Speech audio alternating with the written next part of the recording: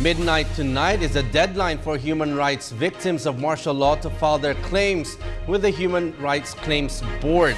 And joining us tonight on NewsLife is Chairperson of the Commission on Human Rights, Chairperson Etta Rosales. Good evening, ma'am, and welcome to NewsLife. Yeah, good evening, Robert. Ma'am, to start us off, you have championed the compensation of human rights victims of martial law. Now, how different is this law, which is due to end tonight, with the compensation awarded by the U.S. federal government? So there's a lot of difference.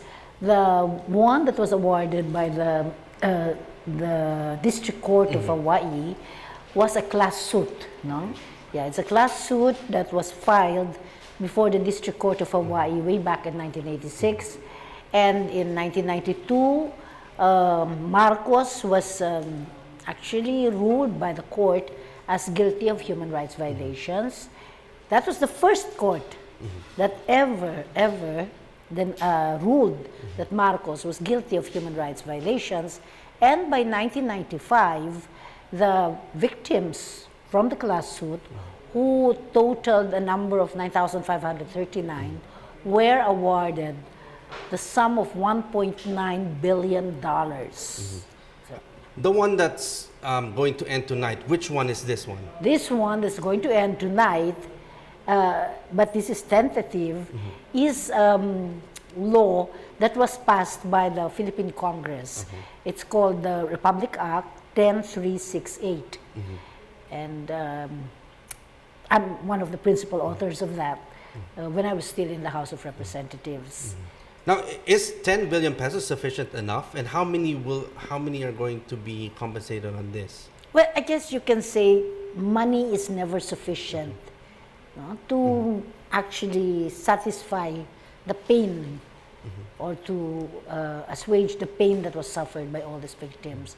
But at least the 10 billion pesos is significant because it is the first time that the Philippine state, the Philippine government, as a state, has recognized that it has committed violations of human rights against its own citizens and is now going to compensate for that through reparation.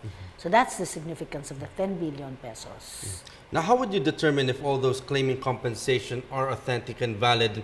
How many are you expecting? Well, actually, they're adjudicating, and this is why they're going through a process of, demanding at least application form first, and then you have to have an affidavit. You've got to get testigos. You've got to have evidences, which is also very difficult for some of them, no? Because some of them are not even, don't have access to resources and are not even able to read or write.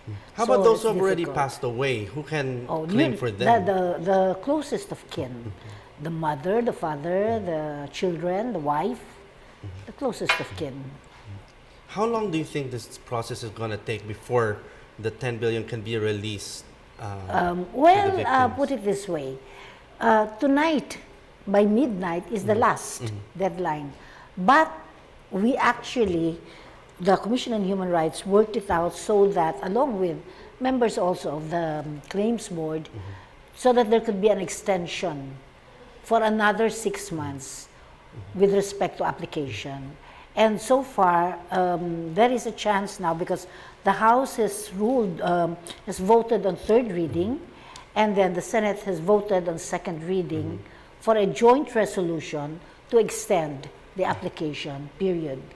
They're on recess right now, but when Congress resumes by the 17th, I imagine that the Senate would already vote on the third reading, and they can have this approved the soonest time possible. It's a joint resolution.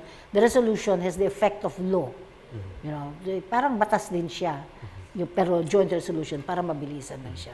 Now, ma'am, how true are the reports that the leaders of the CPPNPA and the NDF, CPP Chairman Jose Maria Sison and NDF Chairman Luis Halandoni applied to be compensated? Is there any truth to nice? Of course. Yeah. That's very nice. I'm so happy to hear about this. Of course, they're abroad. When I heard that they wanted to apply, I said, fine. I mean, come on, let's get everybody in.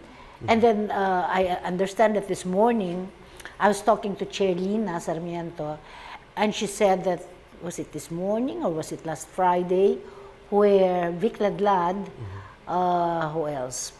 Bailosis, no? Rafi Bailosis, and several other, Saturo Campo, and several other leaders came and applied, filed their petition for claims. And as a matter of fact, they even came out saying, is it okay if you can reach out to those who are detained right now?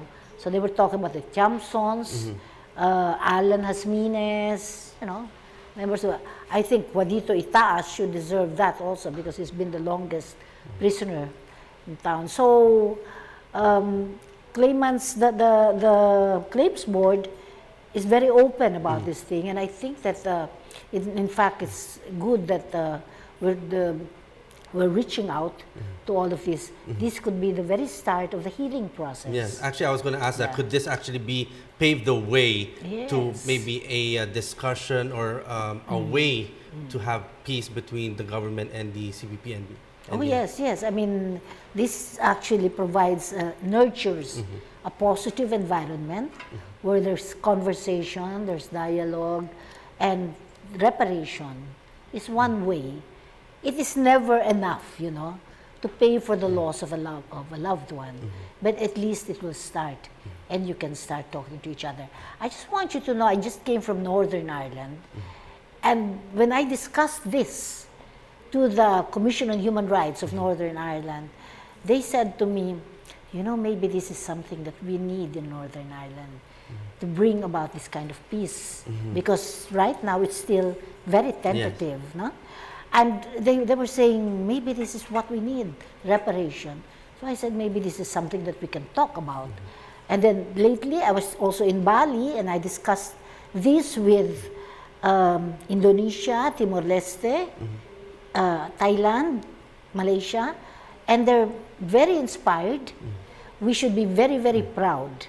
And I think President Aquino should be very, very proud that under his helm, under his command, we were able to come up with this law, and it's now being implemented. I guess that would be a good start. Now, many of who applied are farmers, fishermen, ordinary people from the countryside suspected to be supporters of the CPPNPA. Now, is their compensation different from those who actually openly defied and fought the Marcos dictatorship? No. I mean, the money that is going to be received is anchored on the extent of violation that is committed.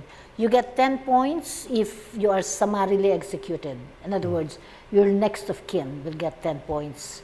And those who have disappeared also get 10 points. Then you get 6 to 9 points for those who have been raped, tortured, and so on and so forth. Then you get less for those who have been illegally detained and those who have lost property, like, families who have actually, whose businesses have been taken by Marcos during his time.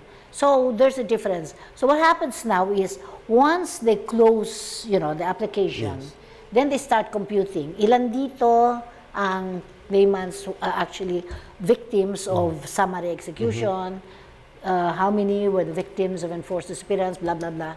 And then they start computing. So it's going to be very tedious and it's rigorous, but that's the way it is. That's what the law is all about. Ma'am, you yourself were a victim during martial law.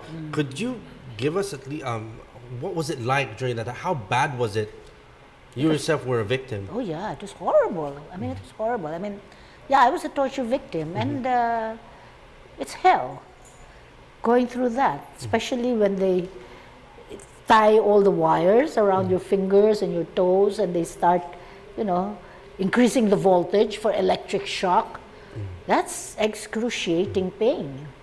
Or Russian roulette, they're gonna shoot you. So, war, you just say to yourself, well, if they shoot me, then they won't get the information they want to get from me. So, I think this is bluff. So, it goes on. Ma'am, you mentioned money really isn't the issue of the victims here, but having this on the table, does this give you some sort of, how do you say, peace of mind? No, does it take away some of that, what happened to you during martial law? Or what, Of course. Especially, especially with the farmers, the families, they would say, I'm going to repair my house. Now I can repair my, their little huts and all that, no? So in my case, I certainly, part of the money that I have been able to get from the earlier, the class suit, we will donate this to the task force detainees. They have a museum that needs all the help it can get. So a little sum of money to help them, I think would go a long way. And it, it strengthens the ties of all those who were martyrs or who worked hard for human rights. And to me, this is so significant because we have to, in a period of transitional justice, when we are able to come out with documentation, there's a lot of documentation that's going on, and there's oral history, we must come out with the truth. So that never again martial law, never again the advocates of martial law, never again people who believe in dictatorship and in authoritarian rule. Don't you And think? finally, ma'am, besides the money reparation, what else do the victims expect? The reparation is not just monetary. It's non-monetary reparation. You know, Alex Padilla, who heads the Philippine PhilHealth, already said that that's part of it, Once they're able to show that, okay, you are a qualified claimant, then you can enlist in the PhilHealth. When I was in Palembang, where is Palembang? Is in Sultan Kudarat in Mindanao, and I was talking to the Muslims there, very poor on the ground. So I was discussing this thing to them. Do they expect changes? PhilHealth, oh, they were so happy. They all applauded. They were looking for this. We want that PhilHealth, and then livelihood, and then other health education programs, scholarship. That is going to be provided for with a non-monetary reparation. Okay, on that note, thank you very much, ma'am, for joining us here tonight at NewsLife. That was Ms. Etta Rosales, chairperson of the Commission on Human Rights. Thank you, ma'am.